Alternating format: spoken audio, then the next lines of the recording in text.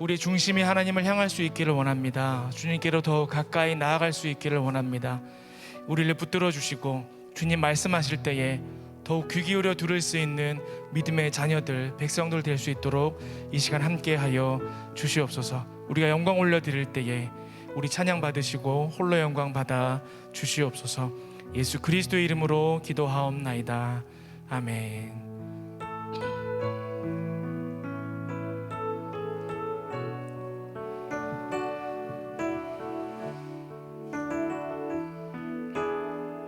주께 가까이 날 이끄소서. 주께 가까이 날 이끄소서. 간절히 주님만을 원합니다. 채워주소서. 주의 사랑을 진정한 찬양 드릴 수 있도록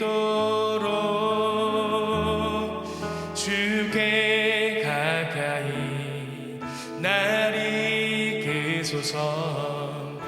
간절히 주님만을 원합니다. 채워주소서.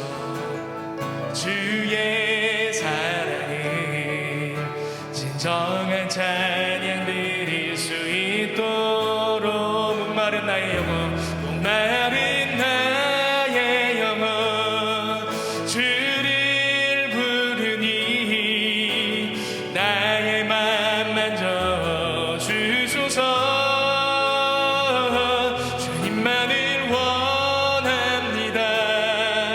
더 원합니다. 나의 맘 만져 주소서.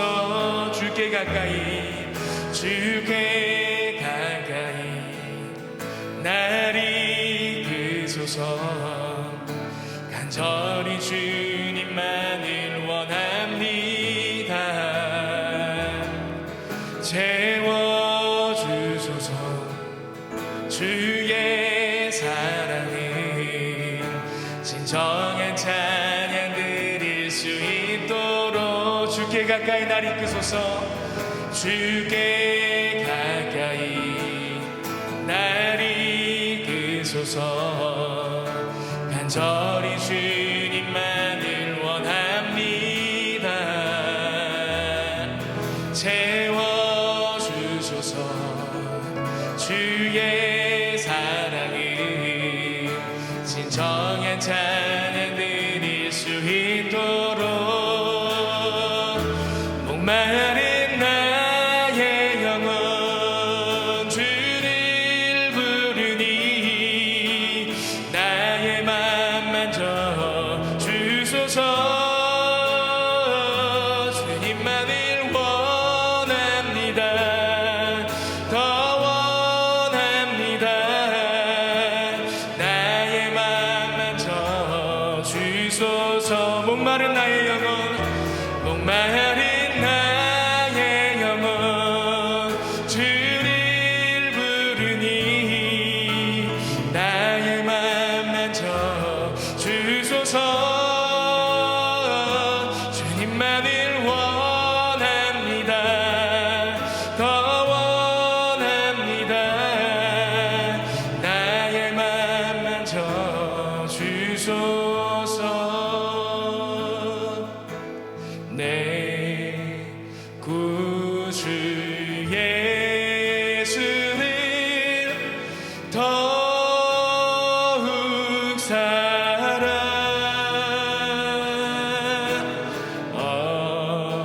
엎드려 비는 말 드리소서. 내 진정 소원이 내 구주 예수를 더욱 사랑 더욱 사랑. 이전엔 세상 나 기뻤어도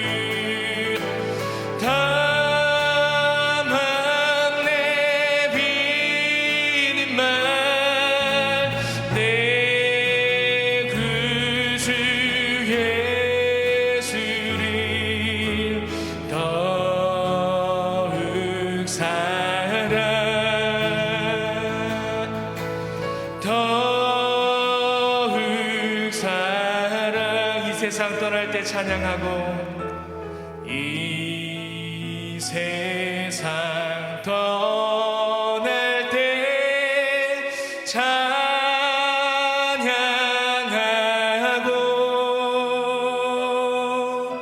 숨 쉴 때 하는 말 이것일세 다만 내비는 말 내 구주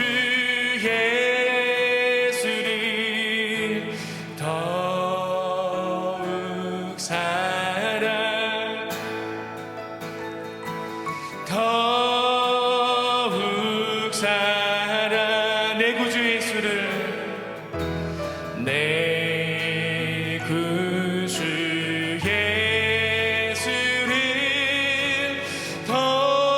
더욱 사랑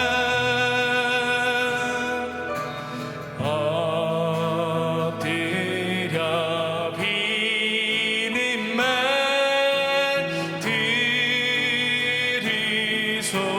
들으소서 내 진정 소원이 내 구주 내 진정 소원이 내 진정 소원이 내 구주 예수 한 번 더 내 진정 소원이 내 진정 소원이 내 구주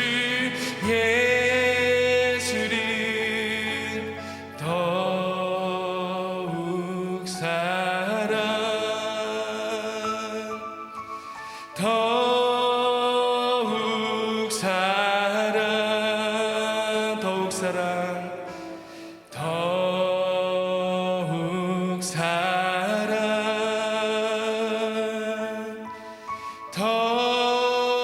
더욱 사랑 우리 시간 조용히 눈을 감고 하나님 앞에 기도하며 나아가겠습니다. 하나님, 우리가 하나님 사랑하는 마음 이 시간 하나님 앞에 내어놓습니다.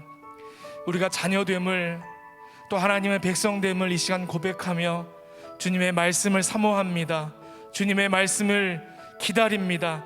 주님 임하셔서 주의 사랑하는 자녀들, 주의 백성들에게 말씀하여 주시옵소서. 우리로 듣는 귀를 허락하시고 지혜를 허락하시고 부드러운 마음을 주셔서 하나님 말씀하실 때 온전히 듣게 하시며 순종케 하시며 변화되는 시간 되게 하여 주시옵소서.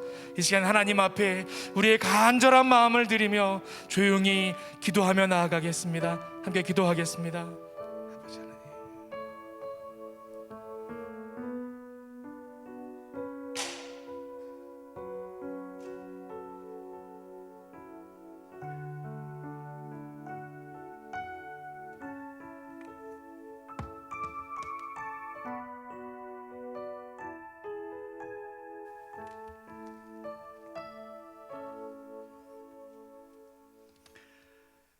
하나님 아버지, 또 저희들 하나님 말씀을 드릴 수 있도록 주의 전에 불러주심을 감사합니다. 또 코로나로 인해서 예배당에 나오지 못하고 또 영상으로 하나님 말씀을 듣는 분들도 계십니다. 하나님께서 함께 해주셔서 하나님 말씀을 나눌 때에 깨닫게 해주시고 레위기 말씀을 통하여 하나님의 뜻과 계획을 알게 해 주시옵소서.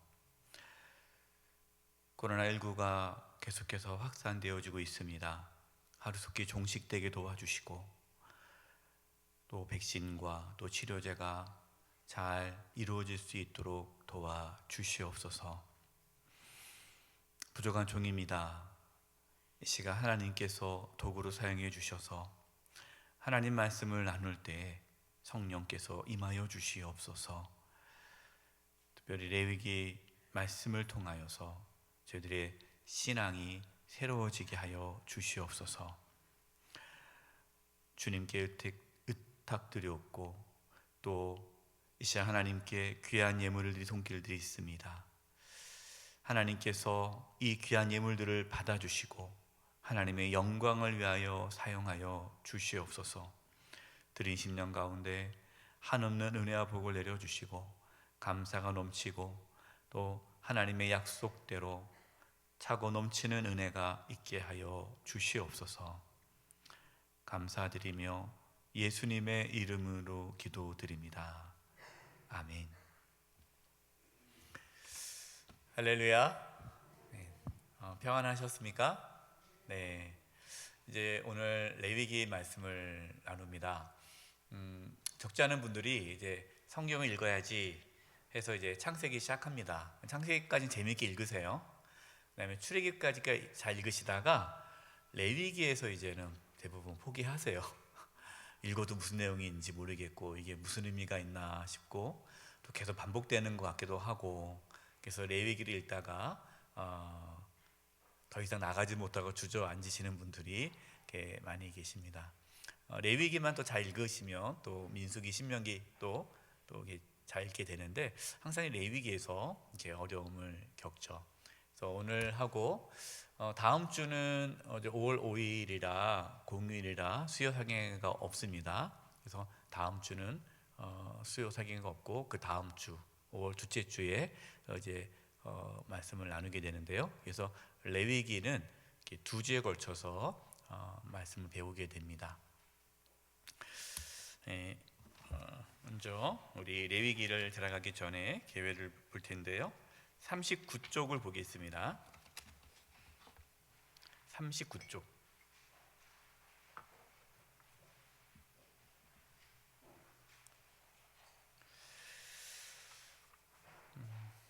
레위기 말씀이 언제 이게 기록되어졌고, 그러니까 이 레위기 기록되어 있는 말씀을 하나님께서 언제 모세에게 했는지를 좀 살펴보려고 합니다. 우리가 그동안 했던 거 잠깐 정리를 한다면요. 하나님께서 창세기를 통해서 창조에 대한 말씀을 하셨죠. 창조에서 중요하다는 게 뭐라고 말씀드렸습니까? 안식. 이제는 딱 나오셔야 돼요. 창조의 목적. 하나님께서 세상을 창조하신 목적은 안식이다. 안식은 뭐죠? 하나님과의 사귐. 하나님과의 사귐. 하나님과 교제하고 하나님이 함께하기 위해서 세상을 창조하셨습니다. 이게 안식이에요. 그러나 이 안식이 깨어졌죠. 죄로 인해서 이 안식이 깨어졌습니다. 그 다음부터 하나님과 단절이 된 거죠. 이것을 성경은 뭐라고 말합니까? 죽음이다라고 말을 합니다. 하나님께 세상을 그렇게 창조하셨지만 결과적으로 죄로 인해서 하나님과의 단절이 있게 되었고 죽음이 이제 오게 된 거죠. 하나님께서는 다시 이 인류를 구원하기 위해서 하나님께서 이스라엘 민족을 사용하시죠. 아브라함을 부르셨고 아브라함, 이삭, 야곱, 요셉을 통해서 하나님의 구원의 계획을 이루셨고 그리고 이제 이스라엘 민족이라는 걸 통해서 하나님의 구원의 계획을 이루어 가십니다. 그것을 보여준 말씀이 출애굽기죠. 하나님께서 출애굽 애굽에서 나오게 하십니다. 애굽에서 나와서 어디에 도착합니까? 시내산에 도착하죠. 시내산에서 하나님께서 말씀을 주시죠. 그리고 장막을 이렇게 만들도록 말씀하십니다. 오늘 레위기 말씀은 어느 때냐? 이 시내산, 시내산에 1년간 머물고 있을 때 하나님께서 이제 모세에게 하나님께서 말씀해 주시고, 장막이라는 것은 이제 여기서는 제사가 들어가겠죠. 어떻게 또 제사를 할 것인가에 대한 말씀을 주시는데, 이 제사에 대한 말씀이 레위기예요. 그래서 레위기, 왜 레위기냐? 레위 사람들, 그러니까 레위 자손이 이제 제사장 자손 아닙니까? 그래서 레위인이 제사를 담당하게 되는데, 그래서 제사를 담당하는 레위 자손들에게 주는 말씀이다. 그래서 레위기인데, 사실은 이 레위기는 제사를 담당하는 레위 사람들에게 주는 말씀이 아니라 제사와 관련된 이 정결법, 그리고 하나님의 어떠한 구원받은 하나님의 자녀가 어떻게 살아갈 것인가에 대한 말씀을 전해줍니다. 그래서 이 레위기라는 이 책 이름은 사실은 이 레위기의 내용을 다 충분히 담지 못하고 있죠. 네. 이렇게 레위기는 요 시내산에 머물었을 때 제사와 그리고 이스라엘 백성들이 어떻게 구원받은 하나님의 자녀로서 어떻게 살아갈 것인가에 대한 삶에 대한 이야기가 나와 있습니다. 이것이 이제 레위기예요. 이제 구체적으로 레위기 말씀을 들어가면요, 레위기는 크게 두 단락으로 나눠져 있습니다. 여러분 교재 39페이지에 보면 레위기 계요가 있잖아요. 1장에서 17장, 그리고 이제 18장에서 27장으로 이렇게 크게 두 개로 구분됩니다. 1장에서 17장은 제사에 대한 말씀이에요. 이렇게 제사를 드려라 라는 부분이고요. 그 다음에 이 18장에서 27장은 이제 제사를 통해서 하나님과 관계가 회복됐잖아요. 그러면은 이제 그 하나님과 어떻게 살아갈 것인가, 그 삶에 대한 부분입니다. 이 제사라는 것은요, 구원이에요. 구원이 뭡니까? 하나님과의 관계가 회복된 것이 구원이죠. 이 이스라엘 백성들은 죄로 인해서 하나님과 관계가 회복되지 않습니다. 그러면 이 죄의 문제를 해결해야 돼요. 그러면 이 죄의 문제를 해결하기 위해서 뭐가 필요합니까? 피 흘림이 필요한 거죠. 이것이 이제 제사죠. 그래서 1장부터 17장까지 이 제사를 통해서 이스라엘 백성들이 하나님과의 관계가 회복되는 부분을 말씀하고 있는 거예요. 그래서 1장부터 17장을 한마디로 구원에 관련된 말씀이다. 구원은 누가 하신 겁니까? 하나님이 하시는 거죠. 그래서 하나님께서 베풀어 주시는 그러한 구원의 은혜에 대한 말씀이고요. 이제 18장, 27장까지는요, 이제 구원을 받았어요. 하나님의 관계가 회복됐습니다. 제사를 통해서 하나님의 관계가 회복되었어요. 그러면 이제 하나님의 관계가 회복된 하나님의 백성, 하나님의 자녀들이 어떻게 살아갈 것인가에 대한 성화에 대한 말씀이에요. 물론 구원도 하나님이 하시고 성화도 하나님이 하십니다. 성화의 주체도 하나님이에요. 하나님께서 우리를 거룩하게 하시는 거예요. 그러나 여기에 우리가 동참을 하는 거죠. 이렇게 레위기는 크게 두 단락, 하나님의 구원과 그리고 구원받은 하나님의 백성, 자녀가 또 하나님을 닮아가는 그 과정을 하는 겁니다. 그래서 구원과 성화라는 부분이 크게 두 단락인데, 놀라운 것은요, 로마서도 똑같은 구조라는 거죠. 여러분, 우리가 로마서 말씀을 보면 로마서 1장부터 11장까지는 하나님의 구원에 대한 말씀이죠. 우리가 어떻게 구원받았는가에 대한 말씀이고, 그리고 로마서 12장부터 16장까지는 구원받은 자가 어떻게 살아갈 것인가, 구원받은 자의 삶에 대한 말씀이에요. 여러분, 순서가 바뀌면 안 돼요. 구원을 받았기 때문에 구원받은 자녀로 삶을 살아갈 수 있는 거예요. 레위기도 마찬가지입니다. 1장부터 17장까지의 말씀이 있기 때문에 하나님께서 우리를 구원해 주셨기 때문에 18장부터 27장 우리가 하나님처럼 거룩한 삶을 살아갈 수가 있는 거예요. 이 순서가 바뀌면 안 됩니다. 앞에 1장 17장이 있기 때문에 18장 27장의 말씀이 우리 삶 가운데 이루어지게 되는 거예요.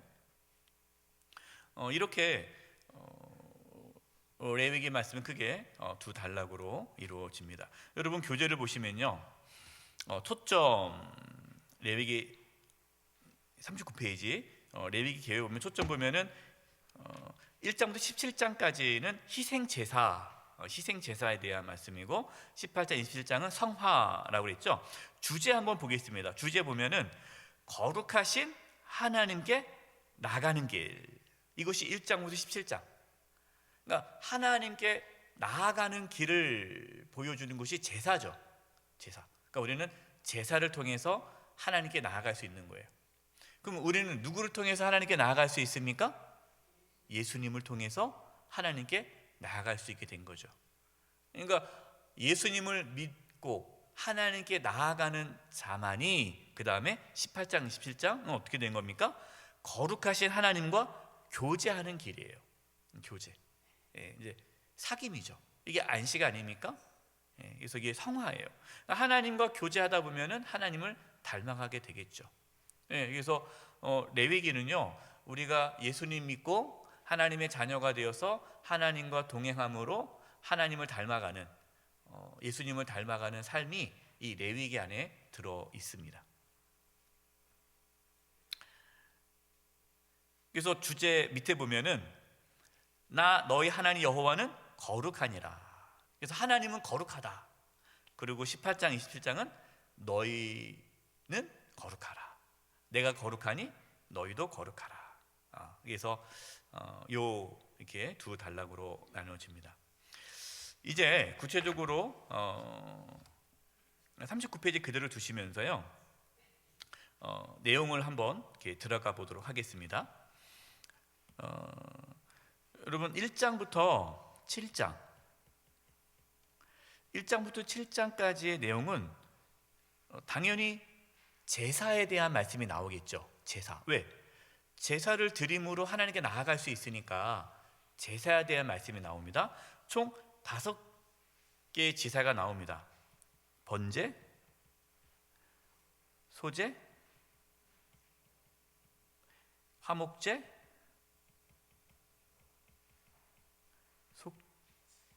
속죄제, 속건제. 1장부터 7장까지는 요 순서대로 이제 말씀이 나와요. 여러분들이 다 읽어 오셨기 때문에 뭐 보시면 알겠지만 총 5개의 제사를 지내는데 이 5가지 제사에는 다 의미가 있습니다. 그래서 여러분 38쪽 보십시오. 38쪽 보면 여러분 교재 39페이지 왼쪽에 보면은 5대 제사의 의미가 있지 않습니까? 이거를 이제 보도록 하겠습니다. 번제. 번제의 목적이 뭡니까? 한번 읽어볼까요? 시작. 자기 위탁, 나를 온전히 하나님께 맡김. 이게 번제예요.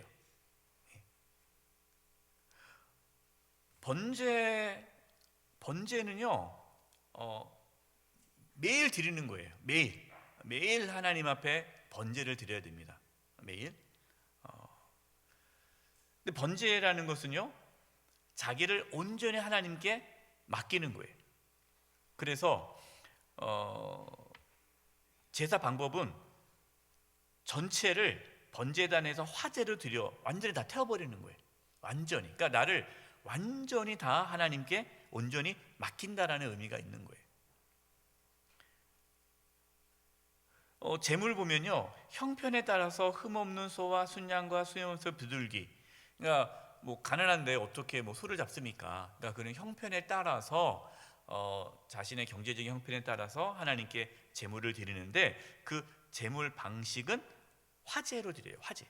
그래서 완전히 다 태워서 하나님께 드리는 겁니다. 영적인 의미가 있어요. 영적인 의미 보면은 예수님이 만민을 구원하기 위해 자신을 하나님께 온전히 바치신 것을 의미합니다. 하나님께서 온전히 자신을 바친 것이 이 번제예요. 우리는요? 우리는 자신을 온전히 하나님께 산 제물로 온전히 드리는 것, 이게 번제예요. 여러분, 우리가 이 레위기에 나와 있는 5대 제사는 우리가 하지 않죠. 하지 않는데 우리가 말씀을 왜 읽고 묵상합니까? 이 5대 제사는 지금 우리는 실제적으로 제사를 지내지 않지만 우리는 영적으로 이 5대 제사의 영적인 원리를 가지고 신앙생활을 하는 거예요. 예수님께서 말씀하셨어요. 누구든지 나를 따라오려거든 누구든지 자기를 부인하고 날마다 자기 십자가를 지고 나를 따르라 그랬잖아요. 날마다 자기를 부인하고 자기 십자가를 지고 예수님을 따르는 삶이 번제예요. 번제. 그래서 우리 그리스도인들은 매일 번제를 드려야 돼요. 여러분, 오늘도 번제를 드리는 거예요. 번제. 그래서 뭐 특정한 사람만 뭐 목사님 그거는 뭐 목사님이나 뭐 선교사님이나 뭐 장로님 정도 요 정도 뭐 이렇게 좀 특별하신 분들만 하나님께 바치는 거지 뭐 우리 같이 평신도야 뭐 안 바쳐도 되지 않겠습니까? 라고 생각하면 그렇지 않아요? 다 바쳐야 돼요. 그래서 우리 모든 그리스도인들은 자기를 부인하고 자기 십자가를 지고 예수님을 따르는 번제의 삶을 사는 거예요. 이것이 우리가 오늘날 삶의 모습이죠. 그 다음에 소제입니다. 소제는 하나님께 충성과 헌신을 뜻해요. 여러분, 소제는 곡식을 갈아가지고 곡식 가루로 이제 하나님께 제사를 지내는 겁니다. 곡식을 가는 거예요. 근데 여러분, 이게 어떤 의미가 있습니까? 여러분, 곡식을 간다, 가루가 되는 거지 않습니까? 그 뭐가 돼야 돼? 내가 깨어짐이죠. 그래서 소제로 하나님께 예배를 드린다. 그것은 하나님 앞에 나를 깨트리는 거예요. 나를 깨트리는. 그러니까 날마다 죽노라. 바울이 그러지 않습니까? 나는 날마다 죽는다. 그래서 죽는 거예요. 우리가 하나님 미리 땅에 떨어져 죽어야 많은 열매를 맺지 않습니까? 이게 소제예요. 자기를 부인하는, 자기를 죽이는 거, 깨트리는 거예요. 내려놓을 수 있어야 돼요. 그래서 깨지지 않으면 안 돼요. 어떤 분들은 아주 자아가 살아 있어서 하나님 앞에 안 깨집니다. 그냥 생으로 나가시는 분들이세요. 그러면 안 돼요. 으깨져야 돼요. 철저히 깨져야 돼 하나님 앞에. 그 다음에 여러분, 이 가루가 깨어집니다. 그러면 곡식 하나하나가 깨져요. 그리고 합쳐집니다. 그렇죠? 뭘 의미합니까? 성도 간의 하나됨을 의미하죠. 그래서 소제는요, 내가 깨어짐으로 공동체 하나됨을 의미해요. 하나됨.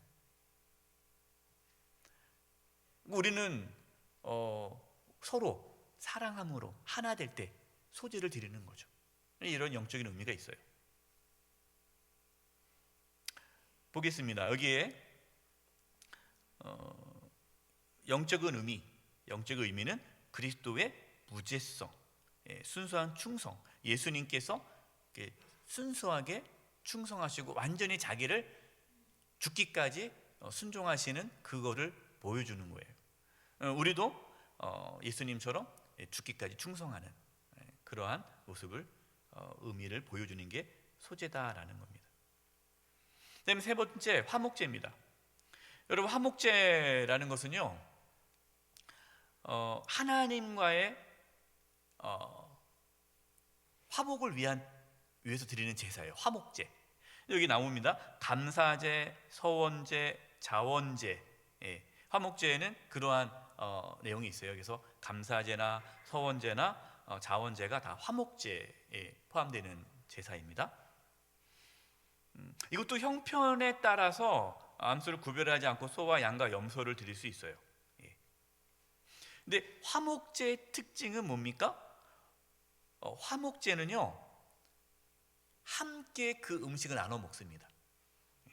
그래서 화목제는요, 그 함께 제사 드렸던 화목제 드리면은 그걸 같이 나눠 먹는 제사가 화목제예요.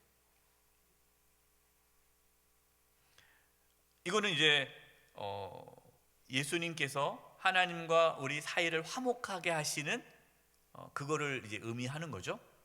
그래서 우리는 화목제를 우리 언제 드리는 거예요? 어떻게 드리는 거예요? 화평케 함으로. 서로 갈등과 어떠한 다툼이 있을 때 우리가 그러한 가운데서 서로 화평케 하고 화목하게 하는 역할을 할 때 우리는 하나님 앞에 화목제를 드리게 되는 거예요.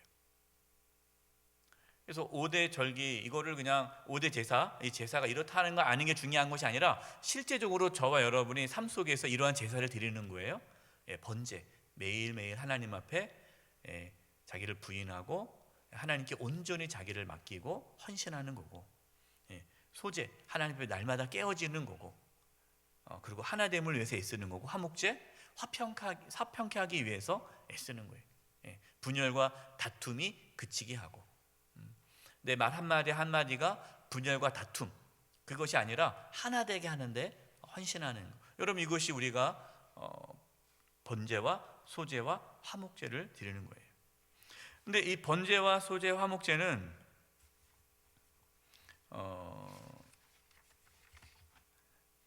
좋은 관계를 맺게 하는 거죠.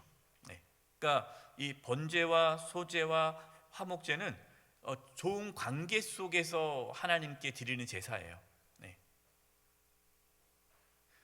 그런데 이제 속죄제와 속건제는 이것은 깨어진 관계, 하나님과 깨어진 관계, 이웃과의 깨어진 관계에서 드려지는 제사가 속죄제와 속건제다라는 거죠.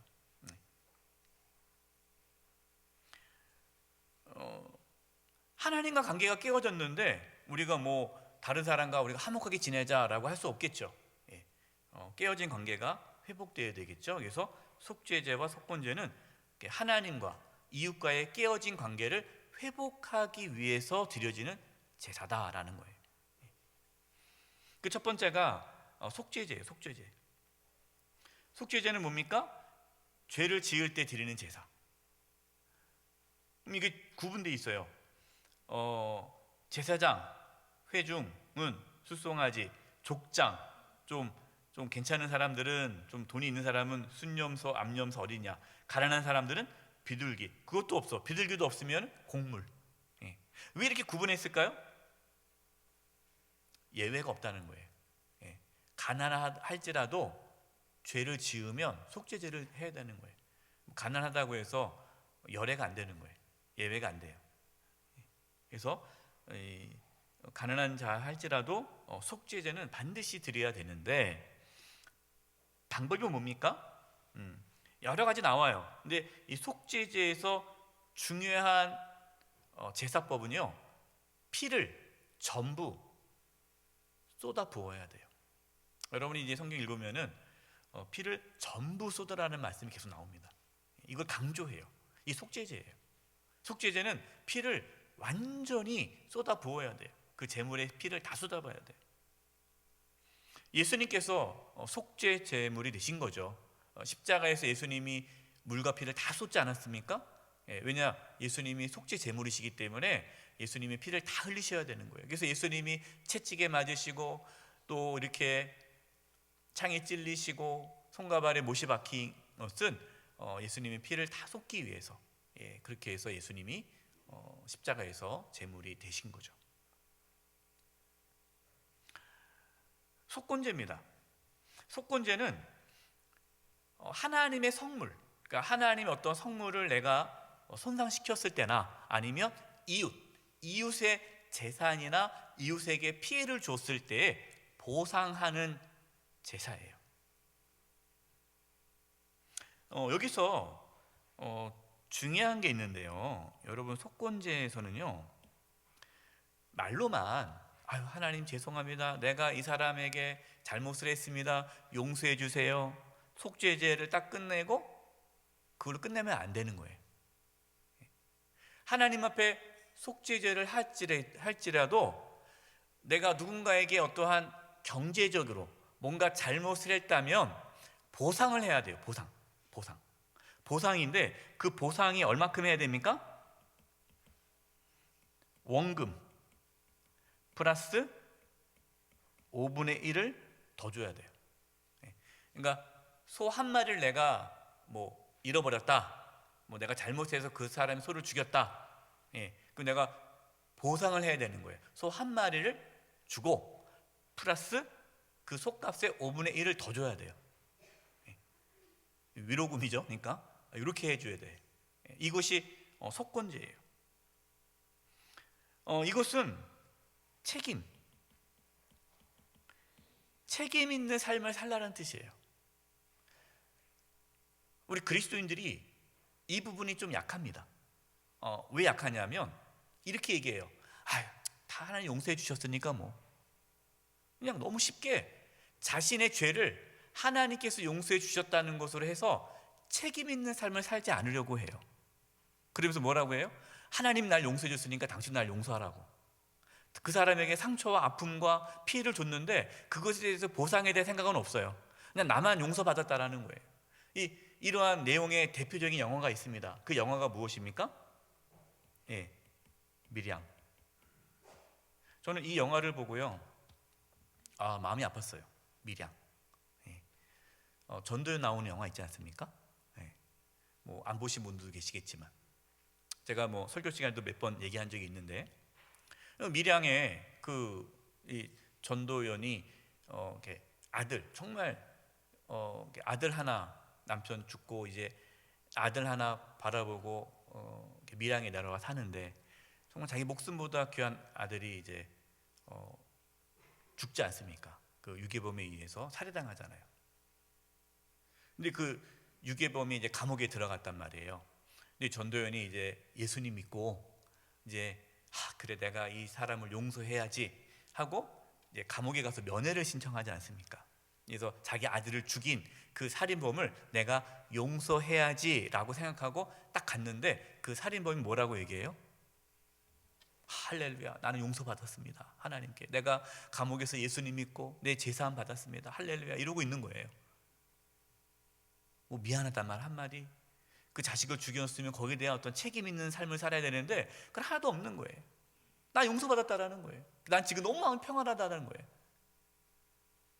진짜 때려 죽이고 싶은 그런 마음이 들지 않습니까?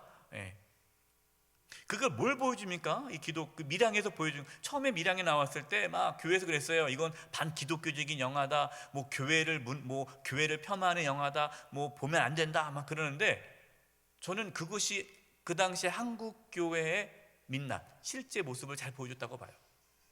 얼마나 뻔뻔합니까? 예수 믿는 사람들 중에 뻔뻔한 사람 너무나 많은 거예요. 잘못했고 나서도 그냥 나는 하나님 용서받았다. 아주 뻔뻔하게 다니는 사람들이 많은 거예요. 여러분, 하나님께서 우리를 용서해 주시고 죄 사함해 주시는 것은 뻔뻔하게 살라고 주신 게 아니에요. 이게 속건제예요. 책임 있는 삶을 살아라. 하나님이 용서해 주시지만 그러나 네가 잘못한 부분에 있어서는 반드시 책임져라 라는 거예요. 그래서 우리 그리스도인들은 책임 있는 삶을 살아야 돼요. 우리가 누군가에게 피해를 줬다면 반드시 여러분 그것을 갚으셔야 돼요. 빚을 졌으면 빚을 갚으셔야 돼요.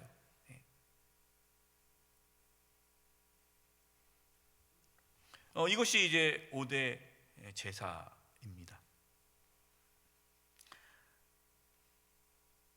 그 다음에 이제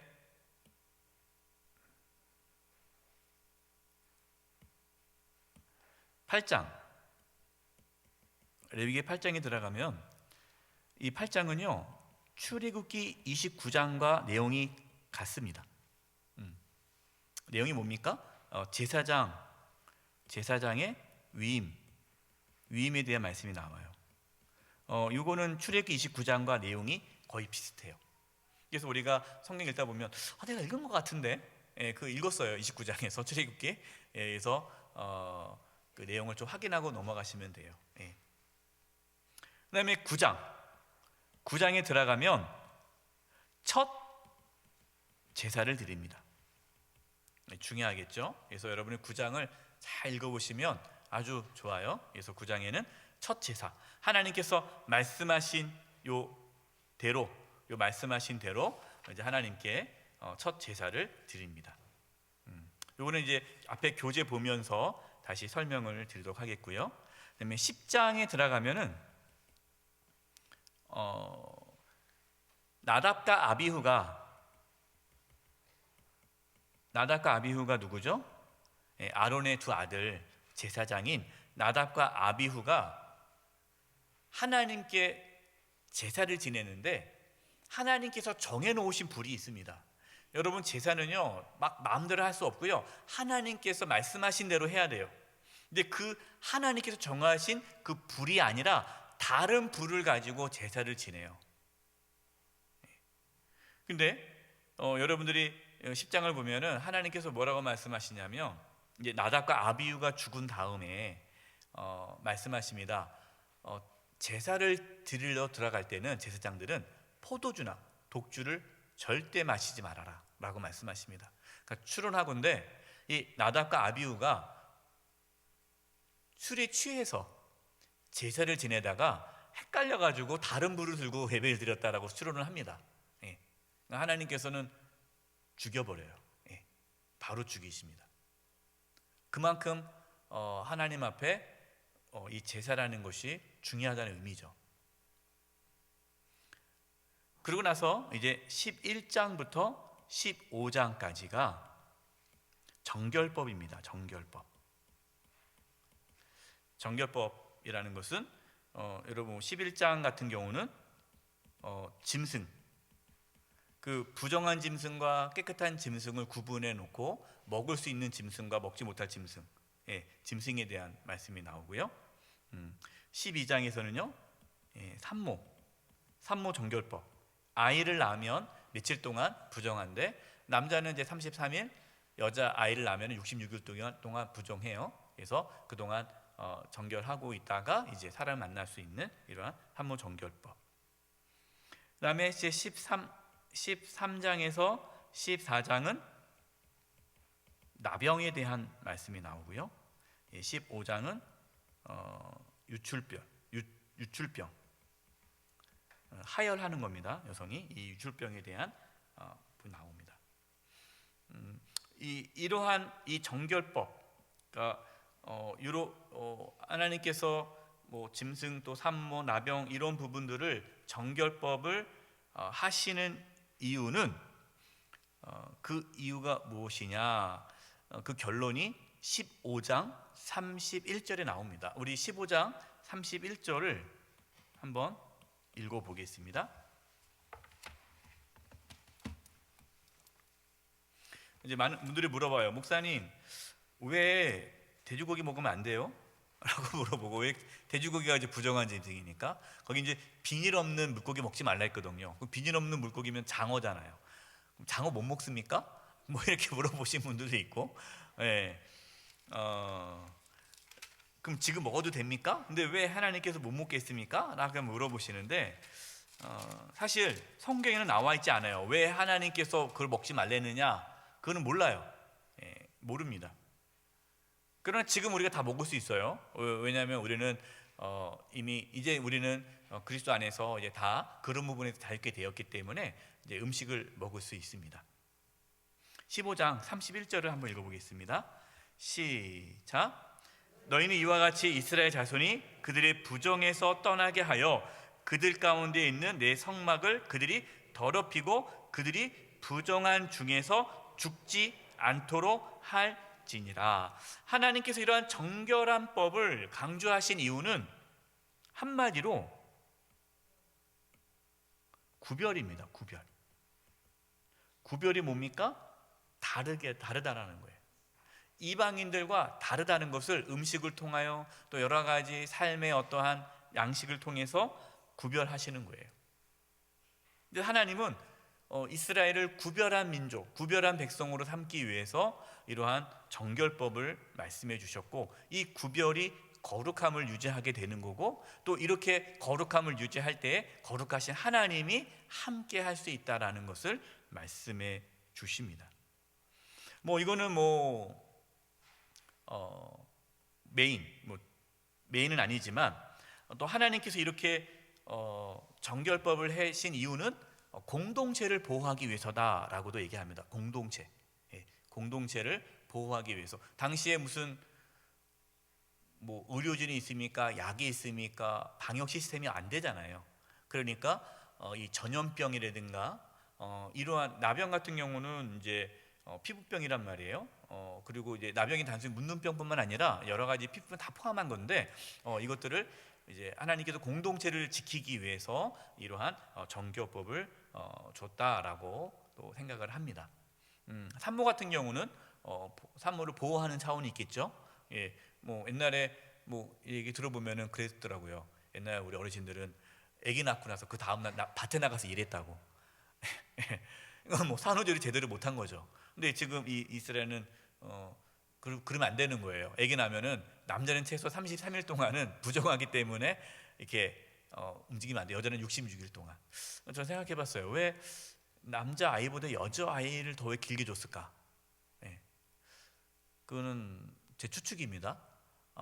남아 선호서상이 있으니까 여자를 낳으면 더 구박받으면 안 되니까 더 많은 시간을 줬는지, 그는 제 추측이건데, 그렇게는 볼 수는 없겠지만, 어쨌든 산모를 보호하기 위해서 하나님께서 그러한 정결법을 주셨다라고 생각이 들어요. 그래서 우리가 11장부터 15장 여러분 정결법 읽으면서 왜 하나님께서 이러한 걸 주셨을까?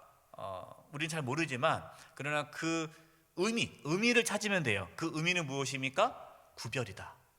네. 우리가 이 세상에서 어떻게 살아야 돼요? 구별된 삶을 살아야 돼요. 똑같이 살면 안 되는 거예요. 똑같이 살면 안 되고 우리가 구별된 삶을 살아야 된다는 것을 말씀하시는 거예요. 실제적으로 삶 속에서. 그 다음에 나오는 게 16장인데 16장은 다다음 주에 합니다. 여러분, 레위기에서 가장 중요한 장이 16장이에요. 16장이 기준장입니다.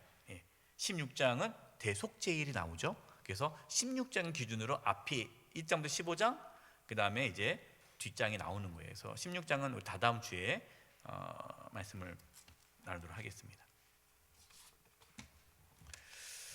39쪽 보면요, 39쪽 레위기 핵심 내용을 보겠습니다. 핵심 단어는 거룩이죠. 핵심 구절은 너희는 거룩하라, 나 여호와 너희 하나님이 거룩하라 라는 겁니다. 5대 제사는 얘기했습니다. 그 다음에 정기적인 제사는 번제와 소제고, 상황에 따라 드리는 제사가 화목제, 속제제, 속건제예요. 제사를 드리는 방법이 4가지가 있어요. 여러분, 이걸 많이 헷갈려요. 화제나 거제나 요제가 전제가 제사에 드리는 방식이지 그것이 무슨 제사는 아니에요. 그래서 번제는 화제겠죠. 화제. 그래서 또 우리가 다른 번제나 소제나 화목제, 속제제, 속건조 중에 또 거제나 요제 이런 게 다 들어가 있는 거예요. 그래서 화제는 태워버리는 방식이 화제고, 거제는 이렇게 높이 들리는 거고, 요제는 흔드는 거고요. 전제는 포도주나 독주를 쏟아 부음으로 드리는. 그래서 이 번제, 소제, 화목제, 속제제, 속건제가 이 4가지의 방식, 화제, 거제, 요제, 전제가 섞이면서 하나님께 제사를 드립니다. 그러니까 이 4가지는 화제, 거제, 요제, 전제는 제사 드리는 어떠한 형식, 방식에 대한 말씀인 거고, 우리가 기본적으로 제사, 그러면 5대 제사를 말씀하는 거예요. 여러분, 성경 읽다가 헷갈리지 않기를 바랍니다. 그 다음에 이제 안식일과 7대 절기가 나오는데, 요거는 이게 다다음 주에 나누도록 하겠습니다. 이제 앞에 넘겨서요, 36쪽 보겠습니다. 타이틀을 거룩하신 하나님으로 두었어요. 하나님은 거룩하신 분이다 라는 것을 레위기 말씀을 통해서 전해 주십니다. 이스라엘 백성들이 애굽에서 나왔죠. 그리고 시내산에 머물지 않습니까? 그때 하나님께서 모세를 통해서 이스라엘 백성들에게 강조한 것이 거룩이에요. 거룩. 나는 거룩하다라는 거예요. 그래서 하나님 어떤 분이십니까? 하나님은 거룩하신 분이다. 1번 거룩하신 하나님. 레위기 11장 45절 읽겠습니다. 시작. 나는 너희 하나님이 되려고 너희를 애굽 땅에서 인도해낸 여호와라. 내가 거룩하니 너희도 거룩할지어다. 이 말씀이 계속 나와요. 레위기예요. 예. 그러면 거룩이란 무엇인가? 거룩이라는 단어가 레위기에 50회 정도 나옵니다. 많이 나오죠. 예. 그러니까 뭐 레위기의 주제는 거룩이다라고 볼 수 있죠. 거룩에는 네 가지의 의미가 있는데, 첫 번째는 구별이다. 자, 여러분 이제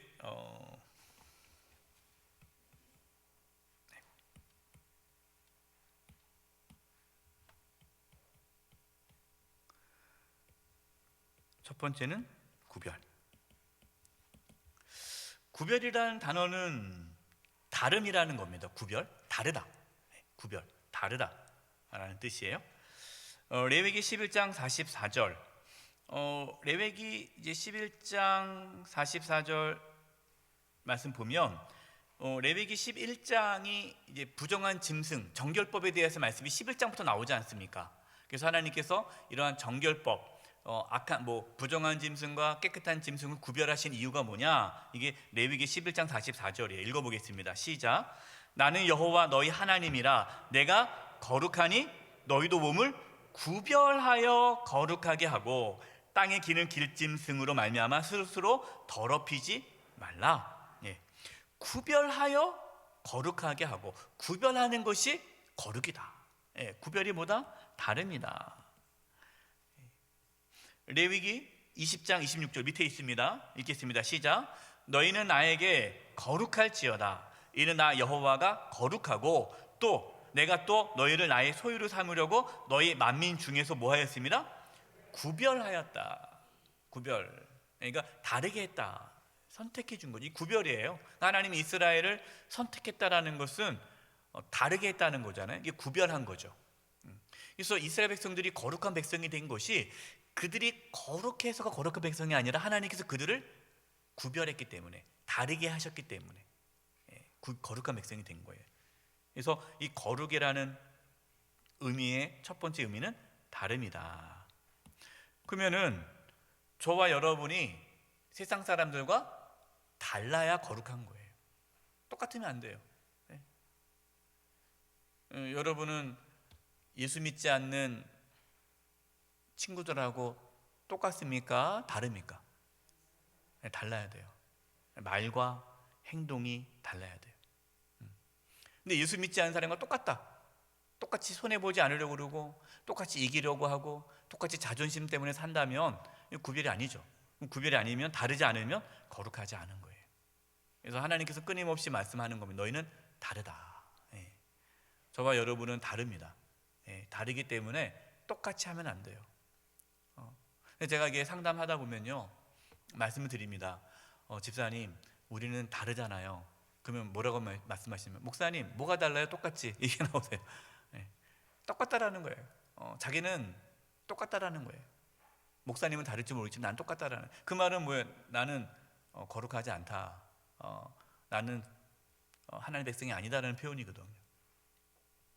물론 우리가 세상 사람과 구별된 다른 삶을 살아야 하는데 그렇지 못한 것 때문에 괴로워하고 하나님 앞에 회개하고 나아가는 게 정상인데, 마치 세상 사람들과 똑같이 사는 게 당연한 것처럼 말씀하는 것은, 여러분, 그것은 신앙이 잘못된 거죠.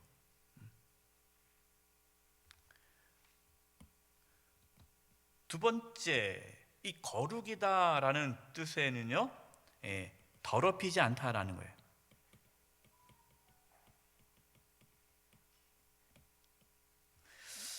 레위기 21장 23절 읽겠습니다. 시작. 휘장 안에 들어가지 못할 것이요 제단에 가까이 하지 못할지니 이는 그가 흠이 있음이니라. 이와 같이 그가 내 성소를 더럽히지 못할 것은 나는 그들을 거룩하게 하는 여호와이니라. 그래서 더럽히지 않는 것이 거룩이다. 더럽혀서는 안 돼요. 더럽혀서는 안 됩니다. 에스겔 22장 26절입니다. 제가 읽을게요. 그 제사장들은 내 율법을 범하였으며 나의 성물을 더럽혔으며 거룩함과 속된 것을 구별하지 아니하였으며 부정함과 정한 것을 사람이 구별하게 하지 아니하였으며 그의 눈을 가리어 나의 안식일을 보지 아니하였으며 내가 그들 가운데서 더럽힘을 받았느니라. 더럽힘을 받았다. 그래서 하나님의 이름이 더럽혀지다. 너희가 더럽혔다. 나를 더럽혔다. 이 더럽히다라는 것이 거룩하지 않다라는 거예요. 예. 그래서 우리는 하나님을 더럽혀서는 안 돼요. 하나님의 이름을 더럽혀서는 안 돼요. 하나님 거룩하신 분이기 때문에. 그러면 더럽히지 않다. 이게 무슨 의미인가? 거기 제가 써놨어요. 37쪽에 더럽히다의 두 가지 의미가 있어요. 이 더럽히다라는 뜻이 뭡니까? 예. 평범하다, 정상화하다. 이게 무슨 말입니까? 여러분, 우리가 평범하게 살면, 우리가 정상적으로 살면 우리는 하나님을 어떻게 하는 거예요? 더럽히는 거예요. 그러니까 우리는 평범하게 살면 안 돼요. 우리는 정상적으로 살면 안 돼요. 예. 우리는 정상적인 삶을 살면 안 됩니다. 여러분, 평범하다, 정상적이다라는 게 무슨 뜻입니까? 지금 이 세상 사람들이 살아가는 일반적인 삶의 방식인 거예요. 예. 야, 너는 이제 예수 믿지 않은 사람이 그렇게 얘기하죠. 야, 너는 왜 이렇게 평범하지 않냐? 네 삶은 참 평범하지 않은 것 같아. 그냥 똑같이 우리 같이 놀러 다니고 뭐 교회 매번 교회 갈 필요 있어? 그냥 같이 놀러도 다니고 뭐 어울리고 그러는 거지. 뭐 너는 너무 이상해. 예. 평범하지 않어. 정상적이지 않은 것 같아. 너 약간 미친 것 같아. 여러분, 그게 거룩한 삶을 산 거예요. 근데 친구가 야, 너는 정말 지극히 정상인 것 같아. 야, 너는 정말 상식적이야. 그러면은 내가 거룩하지 않구나. 예, 하나님의 이름을 더럽히고 있구나라는 거죠.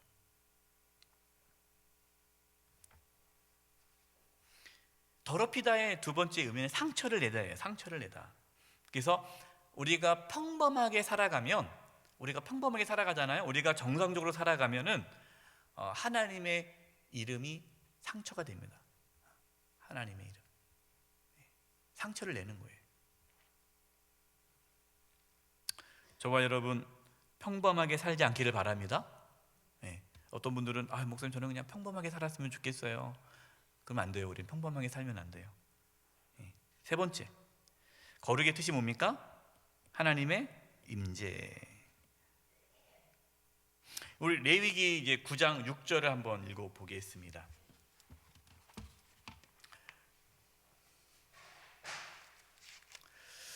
레위기 9장이 무슨 말씀이라고 그랬죠?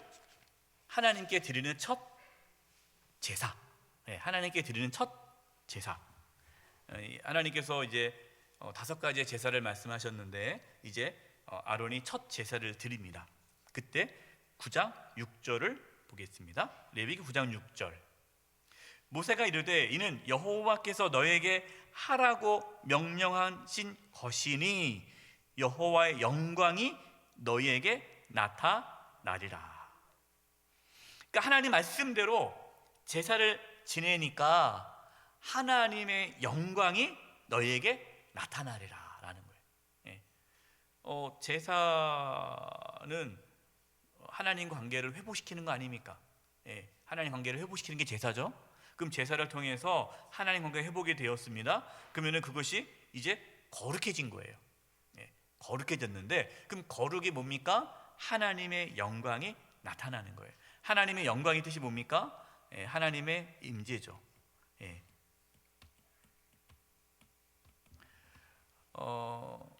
하나님의 영광, 이것이 하나님의 임재를 뜻한다고 계속 말씀을 드렸습니다. 레위기 9장 22, 24절이에요. 제가 읽을게요. 레위기 9장 22, 24절. 아론이 백성을 향하여 손을 들어 축복함으로 속죄제와 번제와 화목제를 마치고 내려오니라. 자, 먼저 속죄제를 드렸어요.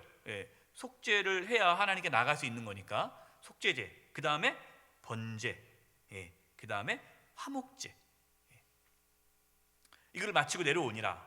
23절 모세와 아론이 회막에 들어갔다가 나와서 백성에게 축복하며 여호와의 영광이 온 백성에게 나타나며 불이 여호와 앞에서 나와 제단 위에 번제물과 기름을 사른지라. 온 백성이 이를 보고 소리를 지르며 엎드렸더라. 불이라는 것은 하나님의 임재를 말씀드린다고 했죠. 불. 그래서 불이 나와서 하나님께서 그 예배를 받으시고 하나님의 임재가 강력하게 임하게 된 거예요.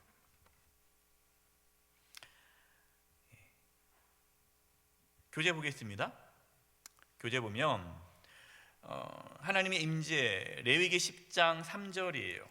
레위기 10장 3절 말씀은 1, 2절에 뭐가 나옵니까? 나답과 아비후가 다른 불을 써서 하나님의 죽임을 당하고 나서 이제 모세가 아론에게 하는 말씀입니다. 레위기 10장 3절 교재에 있어요. 우리 교재 37페이지 하나님의 임재 밑에 레위기 10장 3절 말씀 읽어보겠습니다. 시작. 모세가 아론에게 이르되 이는 여호와의 말씀이라. 이르시기를 나는 나를 가까이 하는 중에서 내 거룩함을 나타내겠고 내 온 백성 앞에서 내 영광을 나타내리라 하셨느니라. 아론이 잠잠하니. 두 아들이 죽었는데 거기에 대해서 뭐라고 말을 못해요. 하나님의 거룩함을 나타내겠고. 하나님의 거룩함을 나타낸 게 뭡니까? 내 영광을 나타내라. 그래서 우리가 하나님의 임재, 하나님의 임재를 경험하며 살아가는 것이 거룩한 삶이에요. 이 중요한 얘기를 이제 합니다. 여러분, 이 거룩이라는 것은요,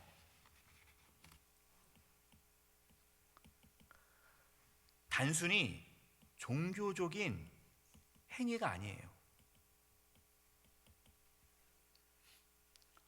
우리 저분 참, 우리 권사님 참 거룩하신 것 같아. 그래서 왜 거룩한가 보니까 하루에 기도 시간을 몇 시간을 해. 전도 생활을 몇 시간, 전도를 몇 번 해. 몇 시간 전도해. 말씀을 또 몇 번 읽어. 또 예배 시간에 한 번도 주일성수 한 번도 빠지지 않아. 새벽 기도를 나오셔. 금식 기도를 하셔. 뭔가 여러분, 이 거룩이라는 것이요, 종교적인 어떤 행위가 거룩의 기준이 아니에요. 거룩의 기준이 뭡니까? 하나님과의 교제예요. 하나님과 친밀한 교제를 갖는 것이 거룩이에요. 내가 거룩하니 너희도 거룩할지니라 라는 말이 무슨 말입니까? 하나님의 임재 가운데 살아라. 내가 거룩하다. 네가 나와 함께 있으면 너도 거룩해질 것이다. 그 뜻이에요. 그래서 우리가 거룩한 삶을 살라는 거, 우리가 하나님이 거룩하시고 우리도 거룩합시다. 그러니까 내가 이제 도덕적으로 살아야지, 내가 착한 일 많이 해야지, 그런 의미가 아니라, 물론 이제 나타나는 현상은 착한 일을 하겠죠. 그러나 그 근본, 그 거룩의 기본, 중요한 개념, 중요한 본질은 하나님과의 교제예요. 하나님의 임재를 경험하셔야 돼요. 그래서 우리 예배가 거룩한 예배가 되려면 어떻게 해야 돼요? 예배 가운데 하나님을 만나셔야 돼요. 이 거룩한 예배인 거예요. 우리가 거룩한 삶을 사는 게 뭡니까? 하나님과 동행하는 삶이 거룩한 삶이에요. 그래서 여러분, 거룩이라는 것이 어떠한 눈에 보이는 행위를 거룩으로 생각하지 마시고, 거룩은 하나님의 임재, 하나님과 교제라는 것을 깨달으시기 바라요. 거기 이제 교재에 보면은 로렌스 형제가 쓴 하나님의 임재 연습이라는 책이 있습니다. 얇은 책이에요. 제가 몇 번 소개해드렸는데 한번 읽어보겠습니다. 시작. 우리에게 필요한 것은 가까이 친밀하게 계시는 하나님을 인식하고 순간순간 하나님께 말을 거는 것뿐입니다. 주변의 소음들과 달그락거리는 소리 속에서 몇 사람이 동시에 여러 가지를 요구하지만 저는 무릎을 꿇고 앉아 있는 것처럼 깊은 고요 속에서 하나님을 소유합니다. 이 로렌스 형제가 수도사예요. 수도원에 들어가는데 장애가 있습니다. 장애가 있어서 이제 이 수도원에 들어가서 허드레한 일을 해요. 청소를 하고 일을 하는데 이분이 주로 하는 사역이 설거지예요. 설거지. 그래서 평생 이분은 돌아가실 때까지 설거지를 하다가 돌아가십니다. 뭐 이분이 수도사라 해가지고 뭐 로렌스 형제라 해가지고 뭐 설교를 하거나 뭐 다니면서 집회를 하거나 그런 분이 아니에요. 그냥 설거지를 하셨어요.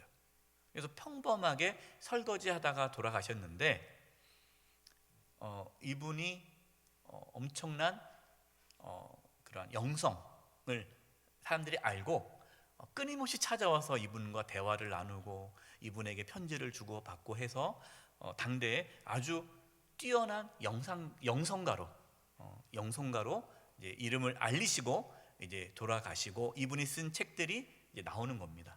그래서 하나님의 임재 연습이라는 책을 한번 읽으시면 참 좋겠는데 여기서 제가 이 책을 읽고 가장 마음에 들었던 구절이에요. 설거지를 하면서, 그러니까 이 로렌스 형제는 설거지하는 가운데 하나님의 임재를 경험합니다. 그러니까 성경책 읽고 기도하는 시간에 하나님의 임재를 경험하는 것이 아니라 일상의 삶에서 하나님의 경험하는 거예요. 정말 멋진 삶을 살았죠. 그래서 하나님의 임재를 연습을 해야 한다는 거예요. 우리가 늘 일상. 그래서 여러분 집에서 청소하시면서 또 직장 생활하면서 아이들 가르치면서 우리가 일상의 삶 속에서 하나님의 임재를 경험하시는 게 중요해요. 뭐가 중요하고 덜 중요한 일이 없어요. 내가 청소를 해도, 내가 뭐 쓰레기를 버려도, 내가 그냥 길에 있는 쓰레기 줍더라도 하나님의 임재를 경험하면 여러분 그 일은 거룩한 일이 되는 거고, 내가 뭐 설교를 한다 할지라도 하나님의 임재가 없으면 그 설교는 거룩하지 않은 거죠. 그래서 어떤 일이 가치가 있느냐 없느냐가 아니라 하나님의 임재가 있느냐 없느냐에 따라서 가치가 결정되는 거예요. 이게 거룩입니다. 네 번째, 의로움.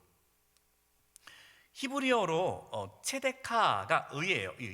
의인데 이 의라는 단어가 단순히 옳은 행위를 말하는 것이 아니라 하나님과 인간과의 관계, 인간과의 관계, 그러니까 관계에 대한 단어입니다. 이 의라는 게. 레위기 22, 32, 33절 읽어보겠습니다. 같이 읽어보겠습니다. 시작. 너희는 내 성호를 속되게 하지 말라. 나는 이스라엘 자손 중에서 거룩하게 함을 받을 것이니라.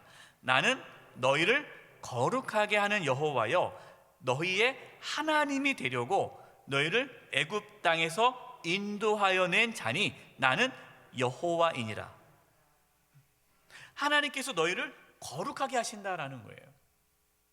여러분, 하나님께서 저와 여러분을 거룩하게 하셨습니다. 우리가 왜 거룩한 자가 됐습니까?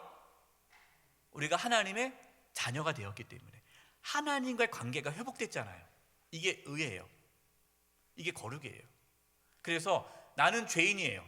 나는 본질상에 죽을 수밖에 없는 죄인이고, 나는 끊임없이 죄악 가운데 살아갈 수밖에 없는 죄인인데, 그런데 내가 예수님을 통해서 죄사함 받고 하나님의 자녀가 되었잖아요. 그럼 우리는 뭐가 된 거예요? 거룩한 하나님의 백성, 자녀가 된 거예요. 그래서 우리를 뭐라고 부릅니까? 성도라고 하는 거예요. 성도. 여러분, 성도라는 말이 너무나 멋진 표현이에요. 네, 성도. 우리가 거룩한 자가 된 거예요. 행위를 통해서가 아니라 예수님을 믿음으로 하나님 관계가 회복되어서 거룩한 자가 되었다.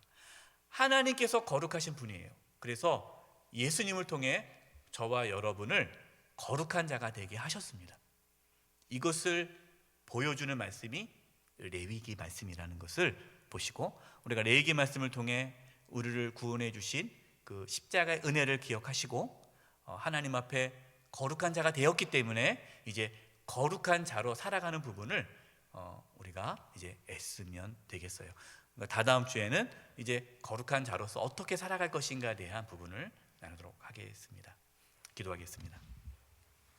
하나님 아버지, 정말 추악하고 냄새나고 죽을 수밖에 없는 죄인인데 예수님께서 우리를 대속해 주셔서 속죄 제물이 되어 주셔서 우리를 구원해 주시고 하나님의 자녀 삼아 주시고 거룩하게 해 주심을 감사드립니다. 거룩하게 하신 하나님의 은혜를 기억하며 저희들 이제 거룩한 삶을 살아가도록 인도하여 주시옵소서.